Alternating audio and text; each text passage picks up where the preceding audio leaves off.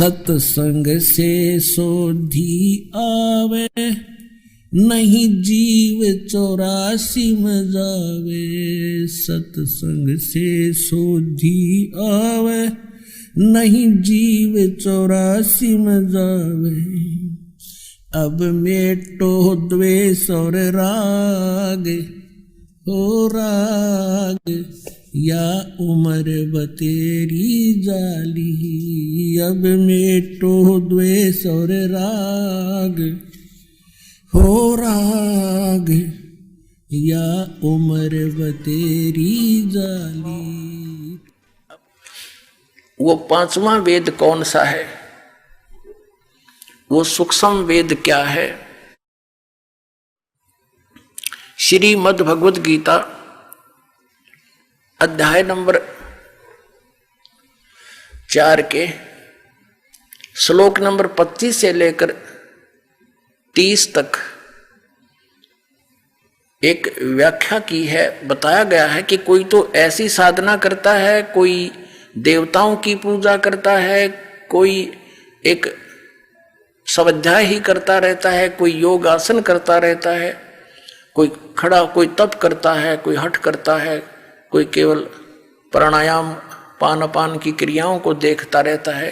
यानी इस प्रकार की धार्मिक यज्ञ अनुष्ठान करते हैं और सब अपने अनुष्ठानों को, अपनी क्रियाओं को पाप नाश करने वाली जानते हैं कि ये ठीक है। अगर उनको पता लग जाए ये साधना शास्त्र विरुद्ध है तो कोई भी ना करे उनको।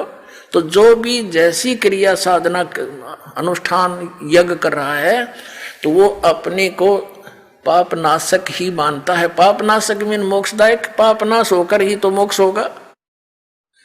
तो चौथे अध्याय के 32वें श्लोक में कहा है कि इस प्रकार की इन धार्मिक यज्ञों यानी अनुष्ठानों की जानकारी सच्चिदानंद घन ब्रह्म की वाणी में सच्चिदानंद घन ब्रह्म ने अपने मुख कमल से बोला है।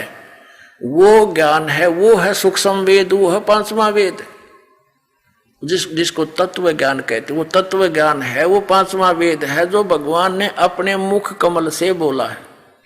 अपने आत्मा परमात्मा ने 600 वर्ष पहले आकर के ये ज्ञान दिया था, जो इन केवल संस्कृत के ज्ञाताओं ने ये कह करके फेल कर दिया था कि कबीर क्या जाने, ये दुल्हा है, दानक है, संस्कृत इसको किसी ने पढ़ा नहीं। ब्राह्मणों के पास फिरा, उनको मना कर दिया शूद्र होने के नाते, तो वो सदग्रंथों को ना समझकर ऊट पटांग बोलने लग गया। इन ब्राह्मणों ने काट दी, टाट मारी, सारी बकवाद गढ़ रखी, सदग्रंथों के विपरीत ज्ञान सुना दिया।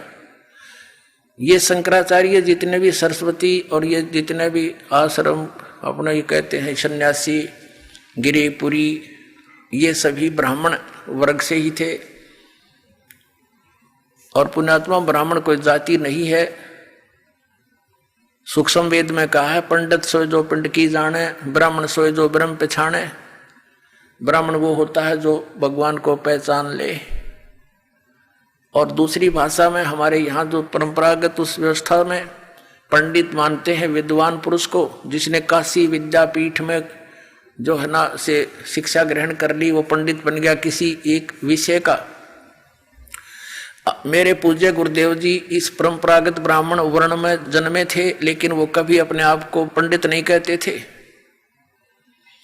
मेरे दादा गुरुजी जाट कुल में जन्मे थे, गांव छावला, दिल्ली के अंदर नजफगढ़ के पास गांव छावला है, जाट जाति में जन्मे थे। 16 वर्ष की आयु में घर त्याग कर एक संत कबीरपंथी यानी गरीबदासी संत की प्रेरणा पाकर के घर त्याग कर चले गए थे, खेतों से ही भाग गए थे। और उसने देखा, उस गुरुदेव ने, हमारे जो दादा गुरुजी थे के गुरुजी थे, उसने देखा कि लड़का बहुत होनहार है, उसको काशी विद्यापीठ में पढ़ने के लिए भेज दिया। वहां से वो 4 विषय के आचार्य बन गए।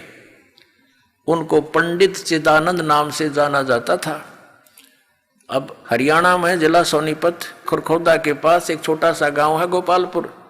उस गोपालपुर गांव के अंदर पंडित चिदानंद नाम से हमारे परदादा गुरुजी का आश्रम है।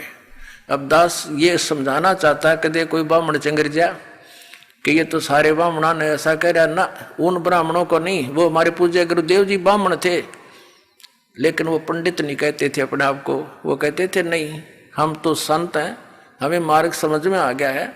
लेकिन हमारे दादा गुरु जी को जो जाट होते हुए पंडित कहलाए, तो इस दृष्टिकोण से उन पंडितों के लिए दास कह रहा है जिन्होंने गुरु पद प्राप्त करके और कई विषयों के आचार्य भी बन गए, पंडित कहलाए और सदग्रंथों से परिचित नहीं हो पाए।